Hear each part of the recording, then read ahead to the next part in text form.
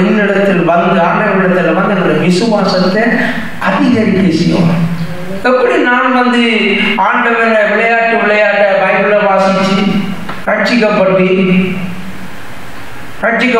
சிறைக்கு கொண்டு போய் அடி சித்திரவதை மோசமான சாகுற அளவுக்கு அடிச்சு கை கால் வழங்கலாத அளவுக்கு கொண்டு வந்து போட்டு விட்டாங்க, வீசி எறிஞ்சு விட்டாங்க.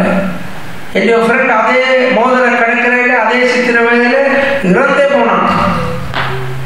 எப்படி விசுவாசம் பெருகினது? அதுதான் அந்த உண்மையான வாரம். கரங்களை தட்டி தேவனை மகிமைப்படுத்துவோமா? இயேசுவிடத்துல உண்மையாய் வரவானோம். அப்பொழுதுதான் அவர் பேசுறது கேட்கும், அப்பொழுதுதான் பேசுறது விளங்கும். அப்பதான் நாங்கள் ஆழமாக தோண்டி அத்திவாரம் போட்டு ஒரு பெரிய வீட்டை கட்டுகிறவர்களை போல இருப்பவங்களுடைய விசுவாசத்தை கட்டி எழுப்ப முடியும். பிரியமானவர்களே, அவங்களுடைய விசுவாசம் ஆழமாய் தோண்டி அஸ்திவாரத்தை போட வேண்டும். அஸ்திவாரம் தெரியாது, அந்த அஸ்திவாரம் தெரியாமல் இருக்கும். ஆனால் எங்களுடைய விசுவாசம், எங்களுடைய வியாதிகள், துன்பங்கள், கடன் பிரச்சனைகள், குடும்ப பிரச்சனைகள், சமூக பிரச்சனைகளுக்கு முன்பாக இந்த அஸ்திவாரம் தான் நாங்கள் உறுதியாக இருக்க உதவி செய்யும். கரங்களை தட்டி தேவனை மகிமைப்படுத்துவோம். ஆமென்.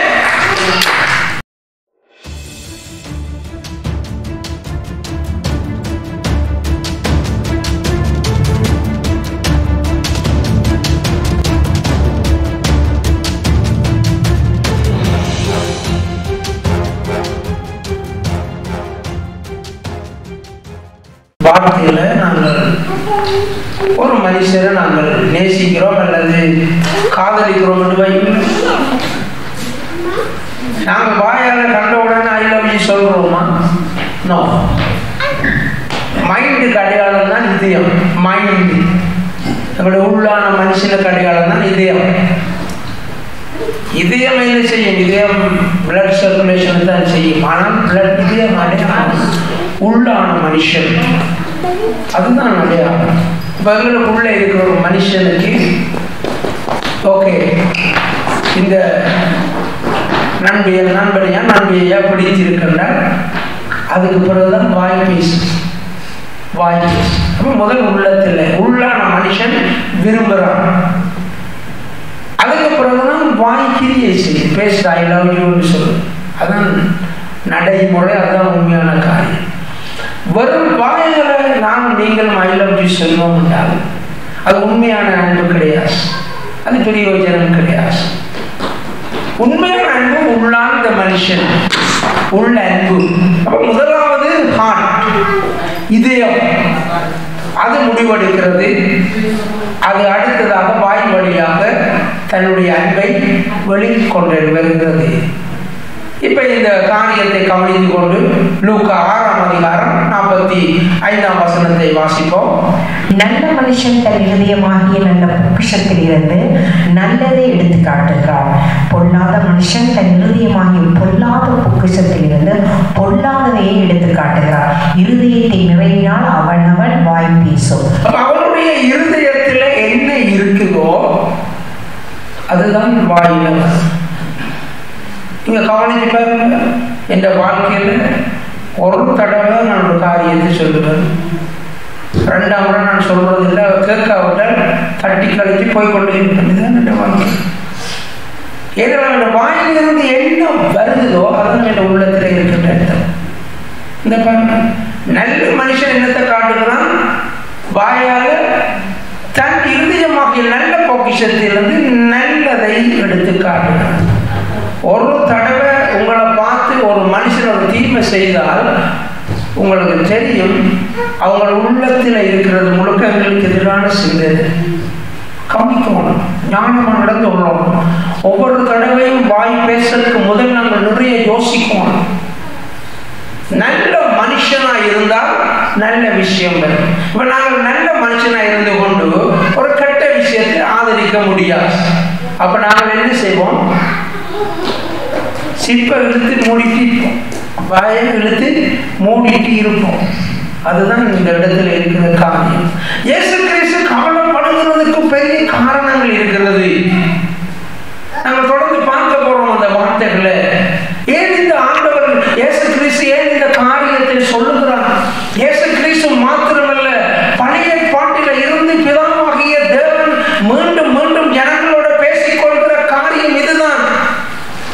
தேவனுடைய மகிமையை கண்டவுடன் கர்த்தரை விழுந்து விழுந்து தொழுது கொள்கிறார்கள். பிறகு எல்லாம் நிரம்பி நிறைவான ஆசீர்வாதம் வந்தவுடன் ஆண்டவரை விட்டு தூரம் போகிறார்கள். பாகாலுடைய தெய்வங்களை வணங்குகிறார்கள். அல்லது கிரேக்க தெய்வங்களை புதிய பாட்டிலே பார்க்கிறோம், அவைகளை வணங்குகிறார்கள். காரணம் எல்லாம் இருக்கு. எல்லாம் நிறைவான உடனே தேவனை விட்டுட்டு என்னுடைய சொந்த பெலத்தினால நான் எல்லாவற்றையும் பெற்றுக்கொண்டேன் என்று நினைக்கிறது. அந்த நினைவுதான் உள்ளான மனுஷன். அந்த நினைவுதான் எங்களுக்குள்ளே இருக்கிற உண்மையான மனுஷன். கவனிக்கணும். வாழ்க்கையில நாங்கள் ஜாக்கிரதையாய் ஆண்டவருடைய பிள்ளைகளாய் நாங்கள் வாழணும். எங்களோட வாயை கிளறுவதற்கு நிறைய விஷயங்களை கெட்ட மனுஷர்கள் செய்யணும். ஆனால் எங்களுடைய வாய் மூடப்பட்டிருக்கணும். எதற்காக? ஆண்டவருடைய நாமம் மகிமைப்படுவதற்காக. கரங்களை கட்டி மகிமைப்படுத்துவோம். எப்படியோ அவங்களோட வாயை கொண்டு ஒரு கெட்ட வார்த்தையை அல்லது ஒரு தீமையான வசனத்தை அல்லது ஒரு சபிக்கிற காரியத்தை வெளியில கொண்டு வரணும்ன்றதான் பிசாசம் அப்படிப்பட்டவர்கள் செய்து கொண்டிருப்பார்கள். பொறுமையா நேர்மையா உண்மையா நீதியா இருக்கும். நானும் நீங்களும் ஆற்ற பிள்ளைகள், தேவனுடைய பிள்ளைகள், நல்ல மனுஷன். அடுத்தது பாருங்க, தன் இருதயமாகிய பொல்லாத மனுஷன் தன் இருதயமாகிய பொக்கிஷத்தில் இருந்து இதான் பேசினது. ஜீசஸ் பேசியிருக்கிறார். அவர் உள்ளத்திரியங்களை ஆராய்ந்து ஆளுகிறவர். எங்களுடைய உள்ளத்துல 24 மணித்தியாலும் என்ன நினைவு இருக்குது, எதை நாங்கள் நோக்கி ஓடுகிறோம், எங்களுடைய பொக்கிஷம் எங்கே இருக்கிறது, எல்லாம் ஆண்டவர் அறிந்திருக்கிறார். பிரியமானவர்களே, தானும் நீங்களும் தேவனை உள்ளத்திலே வைத்திருப்போமா இருந்தால் எங்களுடைய இருதயம் வேறு இடத்திலும் நாங்கள் எங்களுடைய பொக்கிஷத்தை சேர்த்து வைக்க மாட்டோம். நாங்கள் ஆண்டவருடைய பிள்ளைகளாக இருப்போமா? இந்த உள்ளார்ந்த மனுஷன் தேவனை நேசிக்கிறவராக, விசுவசிக்கிறவராக, உண்மையாக இருப்பானா இருந்தால் அதுதான் நாங்கள் வெளியிலையும் நாங்கள் காண்பிப்போம். அவன் இருதயத்தின் நிறைவினால் அவன் வாய் பேசும். அதனால நாங்கள் எப்பவுமே கவனமாக இருக்கணும். வாயை திறந்து பேசுவதற்கு நாங்கள் கவுன்சிலிங் படிக்கக்குள்ள சரி, அல்லது இங்கே பாசல் நாங்கள் ஃபேமிலியை பற்றி படிக்கக்குள்ள சரி, கவனிக்கின்ற காரியம் கணவன் மனைவிக்கு இடையில வாக்குவாதம், வார்த்தைகள் மிக மிக ஜாக்கிரதையா இருப்போம். ஏனென்று சொன்னால் குடும்ப வாழ்க்கையில தொடர்ந்து எங்களோட இருக்க போறது எங்களுடைய மனைவி அல்லது கணவன். அதனால எங்களுடைய வாயின் வார்த்தைகள் நாங்கள் ஒருக்கல் நாங்கள் தவறான காரியங்களை சொல்லுவதற்கு முதல் பல தடவை யோசிப்போம். நாங்கள் அந்த வார்த்தையை சொன்னால் அதை காயம் கட்டவே முடியாது. அதனால் எங்களோட கூட வருகிறவர்கள் கவனமாய் ஜாக்கிரதையாக இருந்து கற்றுக்கொள்ளணும். பரிசுத்த ஆவியானவர் கற்றுக் கொடுக்கிறது நாங்கள் கவனமாய் ஜாக்கிரதையாய் கற்றுக்கொள்வோம். தொடர்ந்து பாருங்கள், லூக்கா 6ஆம் அதிகாரம் 46, 47. என்னை ஆண்டவரே ஆண்டவரே என்று நீங்கள் சொல்லியும் நான் சொல்லுகிறபடி நீங்கள் செய்யாமல் போகிறது என்ன? என்னிடத்தில் வந்து என் வார்த்தைகளை கேட்டு அவைகளின்படி செய்கிறவன் யாருக்கு ஒப்பாய் இருக்கிறான் என்று உங்களுக்கு காண்பிப்பேன். அப்ப நான் முதலாவது படத்தை காண்பிக்கும் பொழுது நாங்கள் பார்க்கிறோம், ஃபர்ஸ்ட் ஹார்ட், முதலாவது இதயம், இரண்டாவது தான் வாய் பேசுகிறது என்று சொல்லி நாங்கள் பார்க்கிறோம். ஒரு மனிதனை நாங்கள் நிதானிக்கும் பொழுது உள்ளான மனிதன் சொல்கிறது, ஓகே இந்த மனுஷன் நல்லவன் போல இருக்கிறது, ஓகே ஹலோ ஹாய், அதுக்கப்புறம் வாய் பேசு. இங்கே நாங்கள் பார்க்கின்ற காரியம் ஜீசஸ் தெளிவாக சொல்லுகிறார். இயேசு கிறிஸ்து செய்கிற அற்புதத்தை பார்த்து பார்த்து சனமெல்லாம் பின்னுக்கு வருது. ஆண்டவரே ஹலோ, ஆண்டவரே போதகரே எல்லாம் சொல்றாங்க. ஆண்டவரே ஆண்டவரே என்று நீங்கள் சொல்லியும் நான் சொல்கிறபடி நீங்கள் செய்யாமல் போகிறது என்ன? இதுதான் எனக்கு உங்களுக்கும் ஆவியானவர் பேசுகிற காரியம். நாங்கள் கர்த்தாவே கர்த்தாவே என்று கூப்பிடுவோமா இருந்தால் உண்மையாக அவர் சொல்றதை கடைப்பிடிக்கிறார்களா இருக்கும். இல்லாவிட்ட நானும் நீங்களும் ஆண்டவரை ஆண்டவரை என்று கூப்பிட்டு பிரயோஜனம் இல்லை. மனுஷனுடைய மாய்மாலத்தை மனுஷனே கண்டுபிடிக்கிறான். நாங்கள் எல்லாம் ஒரு கவுன்சிலிங் படிக்கக்குள்ள கண், இமை, மூக்கு, வாய், நெத்தி, புருவம் எல்லாத்தையும் வச்சு இவன் நல்லவனா கெட்டவனா, இவன் கிரிமினலா இல்லையான்னு சொல்லி நாங்கள் படிச்சிருக்கிறோம். அப்ப ஆண்டவர் எவ்வளவு காரியத்தை அவரை விட ஞானத்தில் சிறந்தவர் யார் இருக்கிறார்? மனுஷன் ஏமாற்ற முடியுமா?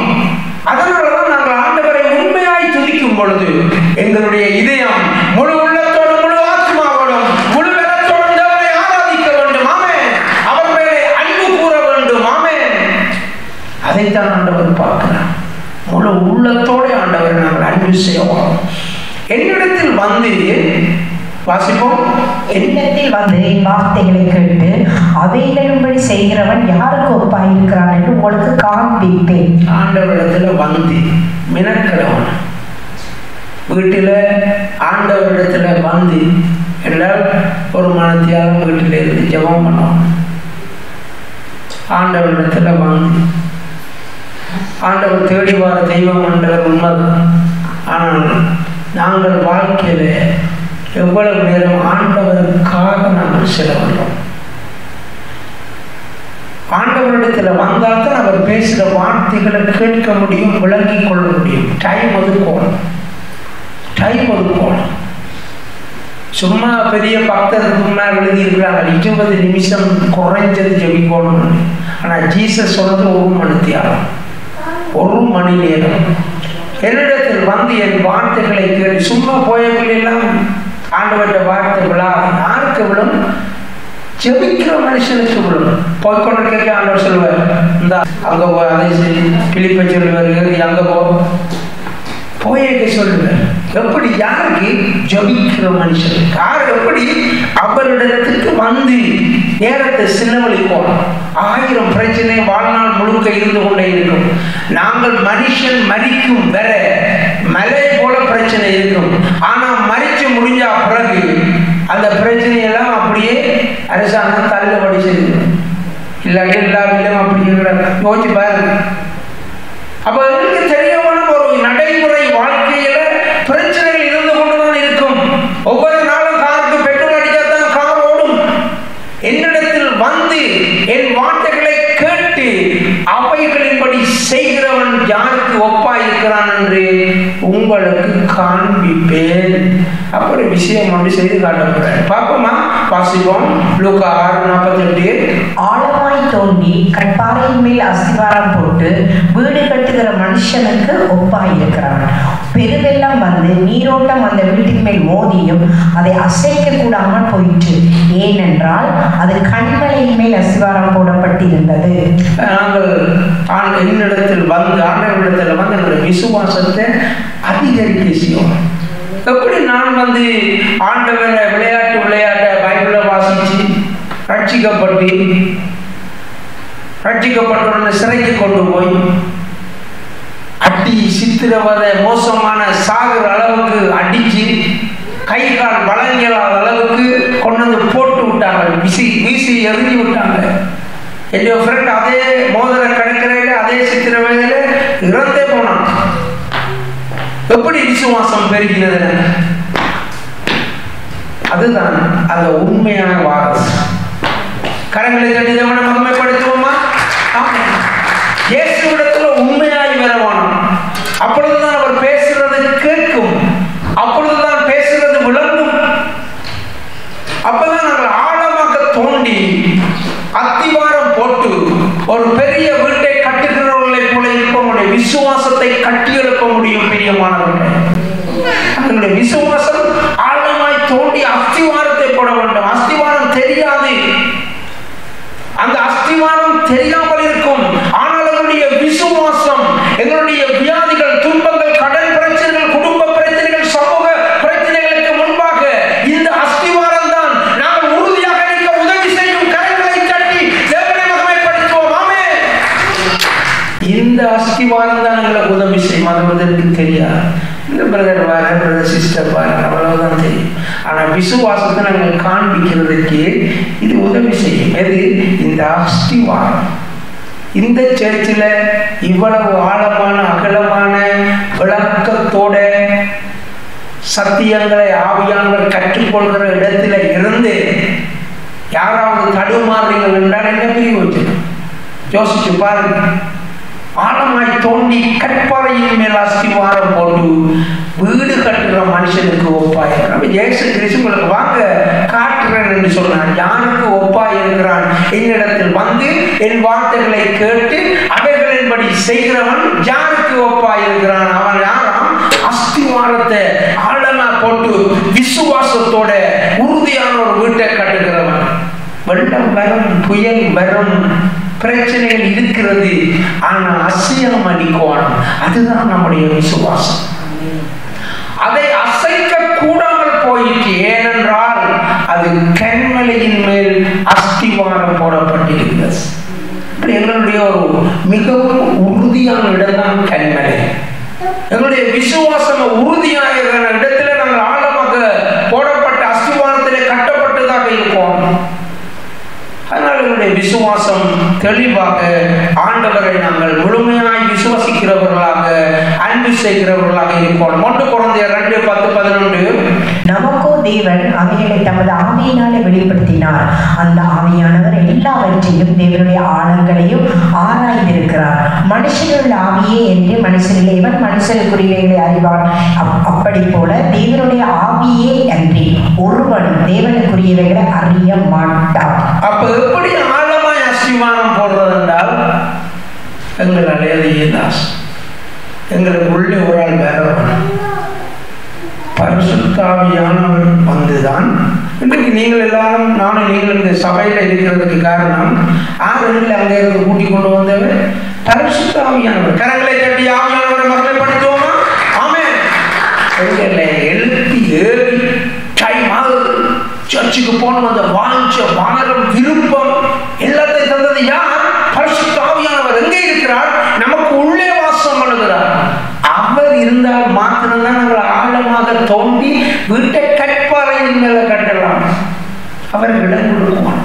பரிசுத்தம் உள்ளவர், மிகவும் மென்மையானவர், சாந்தம் உள்ளவர், அவரோட பேசி பழகவன், பரிசுத்த ஆவியானவரோட பேசுகிறவர்களாக இருப்பான். ஒவ்வொரு நாளும் சிறைத்தலையில் விடிய 3 மணிலேருந்து 5 மணி வரை பரிசுத்த ஆவியானவர் மனுஷனை போல என்னோட இருந்து பேசுவார். ஒரு ராஜாவை போல என்னோட இருந்து பேசுவார். ஒரு நல்ல ஒரு அதிகாரியை போல என்னோட இருந்து பேசுவார். ஏறக்குறைய 4 வருடங்கள் அப்படி நடந்தது. பிரியமானவர்களே, எப்படி நான் சிறைச்சாலையில் பிரசங்கம் பண்ணினேன். காலமையில ஆவியானவர் சொல்லி தருவேன். அந்த பிரசங்கம் 9 மணிக்கு 4 மணிக்கு நான் செய்தது. தேவஜனமே, நம்முடைய வாழ்க்கையில பரிசுத்த ஆவியானவர் இடைப்படாவிட்டால் இந்த விசுவாசத்தை ஊன்ற கட்ட முடியாது. இல்லாவிட்டால் நான் நீங்களும் பெரிய பெரிய கோபுரங்கள் அடங்கிய யாத்திரை ஸ்தலத்துக்கு தான் போய் நிற்போம். ஒவ்வொரு வெள்ளி அல்லது சனிக்கிழமையில போய் நிற்போம். யோசிச்சு பார்ப்போம்.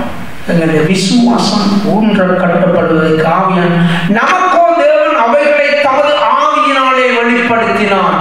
பரிசுத்த ஆவியானவர் இல்லாவிட்டால் உங்களுக்கும் எனக்கும் ஒன்றும் விளங்காது. பரிசுத்த ஆவியானவர் நமக்குள்ளே இருந்தால் மாத்திரம்தான் இந்த சத்தியங்களை புரிந்து கொள்ள முடியும்.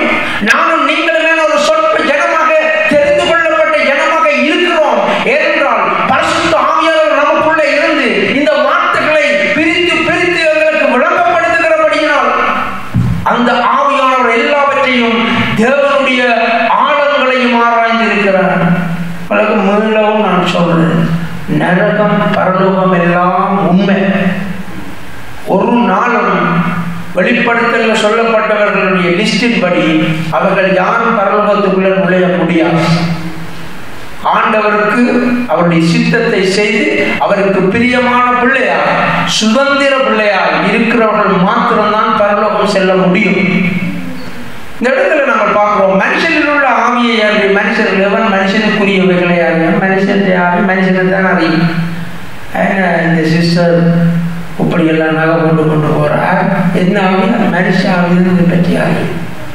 பரிசுத்த ஆவியானவர் இருந்தால் பகுத்தறிவினா, ஐயோ இந்த சிஸ்டர் நரகத்துக்கு போறாவே, எப்படியோ இயேசுவை பற்றி சொல்லணுமே. அதுதான் பரிசுத்த ஆவி. எனக்கு உங்களுக்கும் 6வது நகைகள் நட்டுகளோட போனா எரிச்சல் வரணுமா, அல்லது ஆண்டவருக்குள்ளே இவங்க இல்லை என்று பாரம் பெறணுமா? ஆண்டவருக்குள்ள இல்லை என்று பரிதாபம் பெறணும், பாரம் பெறணும். அதுதான் வித்தியாசம். மனுஷனில் உள்ள ஆவியை அன்று மனுஷன் எவர் மனுஷனுக்குரியவைகளை அறிவான். அப்படி போல தேவனுடைய ஆவியை அன்றி ஒருவனும் தேவனுக்குரியவைகளை அறிய மாட்டான். பரிசுத்த ஆவியானவர் நமக்குள்ள இருந்தால் மாத்திரம்தான் இந்த தேவ ரகசியங்களை அறிய முடியும் பிரியமானவர்களே. ஆகவே நாங்கள் இந்த பூமிக்குரிய பிரச்சனைகள், பூமிக்குரிய மனுஷர்கள், பூமிக்குரிய அதிகாரங்களோட நாங்கள் போராடி கொண்டிருக்க வேண்டிய, கவலையோட துன்பத்தோட போராடி கொண்டிருக்க வேண்டிய அவசியம் கிடையாது. அவைகள் இருக்கும் எண்ணங்களுக்கு தெரிந்திருக்க வேண்டும், உங்களுடைய அறிவுக்கு நாலேஜுக்கு தெரிந்திருக்க வேண்டும். இந்த பிரச்சனைகள் இருக்கும். ஆனால் நானும் நீங்களும் தேவனுடைய பிள்ளைகள் என்பதை மறக்க கூடாது. அதுதான் அந்த ஊன்ற கட்டப்பட்ட விசுவாசம். கவனிப்போம். லூக்கா 6:49. என் வார்த்தைகளை கேட்டு அவைகளின்படி செய்யாதவனோ அஸ்திவாரம் இல்லாமல் மண்ணின் மேல் வீடு கட்டினவனுக்கு ஒப்பாய் இருக்கிறான். நீரோட்டம் அதன் மேல் மோதின உடனே அது விழுந்து விழுந்து முழுவதும் அழிந்தது என்றார். ஒரு மனுஷனுக்கு 2 இதயம் இருக்கு. கல்வி விஞ்ஞானத்தில் சொல்லுகிறார். ஒரு இதயம் அவங்களுக்கு செஸ்ட் பகுதியில் இருக்குது. மற்ற இதயம் முழங்காலுக்கும் கணுக்காலுக்கும் இடையில உள்ள பின் மசில்ஸ் சதை பகுதியில் இருக்கிறது. அது என்ன அடையாளம்னா, இதயம் மாதிரி செயல்படுவதற்கு மிக முக்கியமான இடம், ரத்தோட்டத்துக்கு மிக முக்கியமான விஷயம். ஆயுஷ் நாட்களை கூட வைக்கிறது இந்த முழங்காலுக்கு கீழே இருக்கு. எத்தனை பேர் நடக்க போறீங்க ஒவ்வொரு நாளும்? அதுதான் நடக்க போகுது. இதுதான் விஞ்ஞானம். நாங்கள் நடக்கத்தான் அதை அனுபவிக்க முடியும். எது? அந்த நீடிய ஆயுஷை அனுபவிக்க முடியும். அது விஞ்ஞானம். அதனாலதான் பாருங்க, இந்த வெள்ளக்காரர்கள் தடியை பிடிச்சு கொண்டு 90 வயசான அளவே நடக்க போறார்கள். அந்த முஸ்குல் வேலை செய்யணும், அந்த மசில்ஸ் வேலை செய்யணும், முழங்காலுக்கு கீழே உள்ள மசில்ஸ். அதனாலதான் நடக்க போறார்கள். நாங்கள் நடக்காவிட்டால் அப்படியா? ஓ, ஆயுஷு கூடுமா? இருக்க வேண்டியது. நடந்தால்தான் அதை அனுபவிக்கலாம். என் வார்த்தைகளை கேட்டுட்டு விட்டுட்டு போய் விரிவசனம் ஆண்டவர் ஆசீர்வதிப்பார், அபிஷேகம் ஊற்றுகிறார், எல்லாம் கைதட்டி எல்லாம் இன்னும் செய்யலாம். ஆனால் அந்த வார்த்தையை கேட்டு அதன்படி செய்யாவிட்டால் ஒரு பிரயோசனம் இல்லை. கூட்டத்துக்கு போய் வீணாண்டு சாண்ட்விச்சை வீணாக்கினதான் மிச்சம். வார்த்தைகளை கேட்டு வாழணும். அவைகளின்படி செய்யாதவனும் அஸ்திவாரம் இல்லாமல் மண்ணின் மேல உடனே ஓட்டம் எடுக்கிறார்களா? இந்த இவங்க அஸ்திவாரம் மண்ணுக்கு மேல கட்டினார்கள். பிசாசு போராட்டத்தை கொண்டு வந்து கொண்டு இருக்கும் என்றது தெரியும். ஆனால் நாங்கள் உறுதியாக இருக்க வேண்டும், உறுதியாக இருக்க முடியும். ஆண்டவர் இயேசு கிறிஸ்துவையும் கர்த்தராகிய இயேசு கிறிஸ்துவையும் பரிசுத்த ஆவியானவரையும் எனக்கு உங்களுக்கும் தந்திருக்கிறார். அஸ்திவாரத்தை ஊன்ற கட்டி எப்படிப்பட்ட வெள்ளம் வந்து மோதினாலும் நாங்கள் அசையாமல் இருக்கத்தக்கதான விசுவாசத்தை அல்லவா தந்திருக்கிறார். ஆமென், ஆமென். அதுதான் உண்மை. இயேசு கிறிஸ்துவை தந்திருக்கிறார், வார்த்தைகளை தந்திருக்கிறார், ஆழமாக தோண்டி வீட்டை கட்ட விசுவாசத்தை தந்திருக்கிறார். நாம் நீங்களும் அதை செயல்படுத்தோம். வீடு கட்டினவனுக்கு ஒப்பாய் இருக்கிறான். நீரோட்டம் அதன் மேல் மோதின உடனே அது விழுந்து முழுவதும் அழிந்தது. இன்னைக்கு ஊழியர்கள் அடிபட்டு போறதுக்கு காரணம் என்ன? ஊழியர்கள் அடிபட்டு போறதுக்கு காரணம் என்ன? விசுவாசத்தின் அடிப்படையில் கட்டப்படாது. விசுவாசத்தின் அடிப்படையில் கட்டப்படுகிற சகல ஊழியமும் நிலைத்திருக்கும். ஆமென் சொல்லுங்க. ஆமென். விசுவாசத்தின் அடிப்படையில் வளர்கிற ஒவ்வொரு விசுவாசிக்கும் நிலைத்திருப்பார்கள். ஆமென் சொல்லுங்க. ஆமென். விசுவாசத்தின் அடிப்படையில் அந்த விசுவாசம் எவ்வளவு ஆழமாக உறுதியாக இருக்கிறது என்பதை நாங்கள் கவனிப்போம். போராட்டம் ஒவ்வொரு நாளும் வந்து கொண்டிருக்கும். ஒவ்வொரு நாளும் டெலிஃபோன் வரும், ஒவ்வொரு நாளும் போஸ்ட் பாக்ஸுக்குள்ள என்ன வரும்? பில் வந்து கொண்டுதான் இருக்கும். ஆனால் நானும் நீங்களும் சோர்ந்து போகக்கூடாது. கவனிப்போம். லூக்கா 6:43-44. நல்ல மரமானது கெட்ட கனி கொடாது, கெட்ட மரமானது நல்ல கனி கொடாது. அந்தந்த மரம் அதனதன் கனியினால் அறியப்படும். முச்செடிகள் அத்திப்பழங்களை பறிக்கிறதும் அல்ல, நெருஞ்சி செடியில் திராட்சை பழங்களை பறிக்கிறதும் இல்லை. இயேசு கிறிஸ்து அங்க வார திருப்பி எங்க இதயத்தின் நிறைவினால் வாய் பேசும். எங்களோட உள்ளத்தில் என்ன இருக்கணும் தெரியுமா? எங்களுக்கு உள்ள பானையில இருக்கிறது தான் அகப்பையில வரும். எங்களோட உள்ளத்துல விசுவாசம் இருக்கும். விசுவாசத்தை தொடக்கிறவரும் முடிக்கிறவருமாகிய தேவன் இன்றைக்கு உங்களை விசுவாசத்தினால் நிரப்ப விரும்புகிறார். உங்களை விசுவாசத்தினால் நிரப்ப விரும்புகிறார். நீங்கள் உங்களுக்குள்ளே இருக்கிற சகல விதமான வியாதிகள் பலவீனங்களை பார்த்து பேசுங்க. நாமத்தினாலே என் மேலே உனக்கு அதிகாரம் இல்லை என்று சொல்லுங்க. இயேசுவின் நாமத்தினாலே என் மேலே வியாதியை உனக்கு அதிகாரம் இல்லை என்று சொல்லுங்க. ஆமென். உங்கள் மேலே எந்த அதிகாரிகளுக்கும் அதிகாரம் இல்லை. ஆண்டவர் சொல்கிற காரியம் இதயம் வாய், இதயம் வாய், இதயத்தில் இருக்கிறது தான் வாயிலே வருகிறது என்று ஆண்டவர் சொல்லுகிறார். அவிசுவாசமா நாங்கள் பேசக்கூடாது. நல்ல மரமானது கெட்ட கனி கொடாது, கெட்ட மரமானது நல்ல கனி கொடாது. இயற்கையிலேயே நாங்கள் பார்க்கிறோம், இயற்கையிலேயே நாங்கள் பார்க்கிறோம். அப்படி நடக்காது. அந்தந்த மரம் அதன் கனியினால் அறியப்படும். அப்ப விசுவாசம் எந்த அளவு நிரம்பி வழிகிறது என்பதை நாங்கள் செய்கின்ற கிரியைகள் தான் காண முடியும். நாங்கள் செய்கிற கிரியைகள் காண்பித்து கொடுக்கும். நாங்கள் என்ன செய்கிறோம், எங்களுடைய கொண்டாட்டங்களை எப்படி நடத்துகிறோம், எப்படி அழகாக நேர்த்தியாக ஆண்டவருடைய நாமம் மகிமைப்படும்படி செய்கிறோம், எங்களுடைய அன்றாட வாழ்க்கையில எங்களுடைய அயலவர்கள் மத்தியில் எப்படி வாழ்கிறோம், உறவினர்கள் மத்தியில் எப்படி நாங்கள் போன் கதைக்கிறோம், தொடர்பு கொள்ளுகிறோம். இங்கதான் இருக்கு கனி வெளிப்படணும்.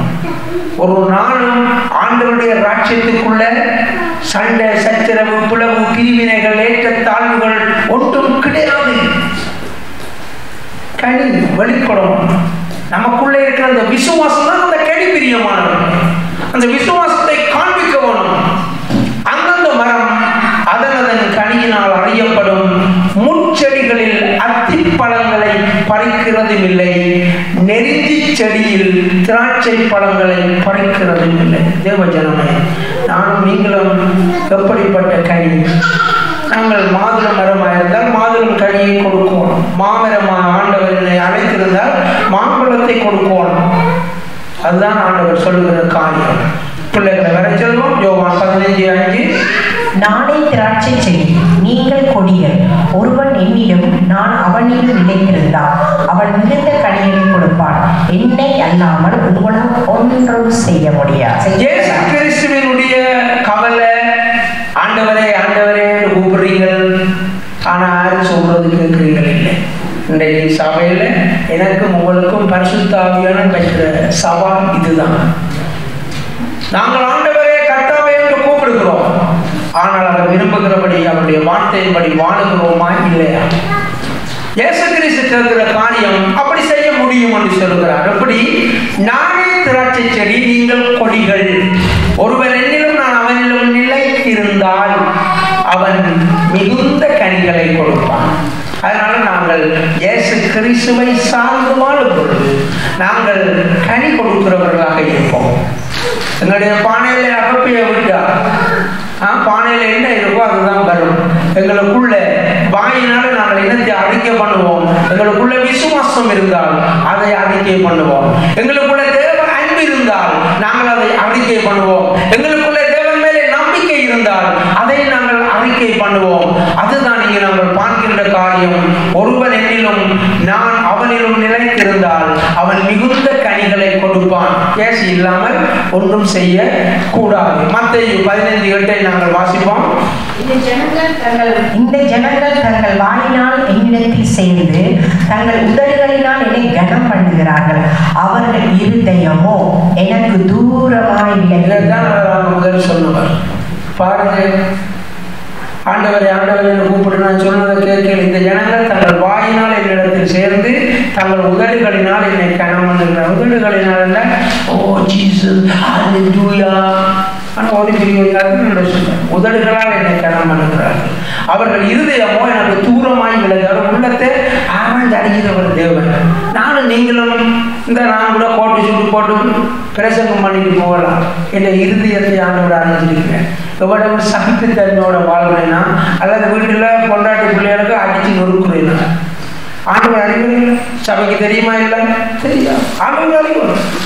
அதனாலதான் நாங்கள் ஜாக்கிரதையா இருப்போம். உண்மையான அன்பை செலுத்துவோம். உண்மையாக ஆண்டவருக்குள்ள வாழணும்.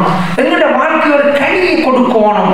பார்க்கிறார்கள் சொல்லணும், அருமையான கனி கொடுக்கிற மரமாய் இருக்கிறார்கள் சொல்லி ஆண்டவருடைய அன்பு வெளிப்படணும், விசுவாசம் வெளிப்படணும். நிறைவாக வாசிப்போம். ரோமர் 10:10. நீதி உண்டாக இருதயத்தை விசுவாசிக்கப்படும் நீதி உண்டாக இருதயத்திலே விசுவாசிக்கப்படும், ரட்சிப்பு உண்டாக வாயினாலே அறிக்கை பண்ணப்படும். ஆமென். அதனால நீதி உண்டாக இயேசு முதல் தொடங்கியுள்ள இருதயம், முதல் இருதயத்துல ஃபர்ஸ்ட் விசுவாசிக்கணும். ஒரு ஆள் லவ் பண்றதுன்னா முதல் உள்ளான மனுஷனுக்கு விருப்பம் வரும். அதுக்கு பிறகு என்ன செய்யறோம்? வாயால சொல்லுறோம் ஐ லவ் யூ என்று. இதுதான் நீதி உண்டாக இருதயத்தில் விசுவாசிக்கப்படும், ரட்சிப்பு உண்டாக வாயினாலே அறிக்கை பண்ணணும். நான் இயேசுவைத்தான் நான் நம்புறேன், நான் இயேசுவைத்தான் விசுவசிக்கிறேன், இயேசுதான் என்னுடைய சொந்த மெசியா, இயேசுதான் என்னுடைய ரட்சகர். என்ன செய்யணுமா? அறிக்கை பண்ணணும். அதனால ஒரு இருதயத்தை ரெண்டும் பாருங்க, ஒரு இருதயத்துல இயேசுவை விசுவசிக்க பிரயோசனம் இல்லை, வாயினாலே அறிக்கை பண்ணணும். அதனால ஆண்டவரை ஆண்டவரை என்று கூப்பிட்டு பிரயோஜனம் இல்லை, அவர் சொல்றபடி வாழணும். அதை போலத்தான் நானும் நீங்களும் இருதயத்திலே விசுவசிப்போமா இருந்தால் வாயினாலே அறிக்கை பண்ணணும். நாங்கள் இயேசுவுக்காக வாழுவோம் என்று அறிக்கை பண்ணணும். நாங்கள் இடத்திலிருந்து இந்த பாடலுக்காக ஆயத்தமாவோம். ஆசீர்வாதம் நிரம்பி வழிந்தோடும். Come and see. நம் கண்ணீர் யாவையும் இயேசு துடைத்திடுவார். தேவன் எழுந்தருள்வார். J Mission Church, Mosüsli-Straße 32, 6032 Emmen, Luzern. Halleluja, Halleluja, அவருக்கே மகிமை. Halleluja, Halleluja, அவருக்கே கனம். Halleluja, Halleluja, அவருக்கே துதிகள். Halleluja, Halleluja, அவருக்கே புகழ்ச்சி. தேவன் எழுந்தருள்வார்.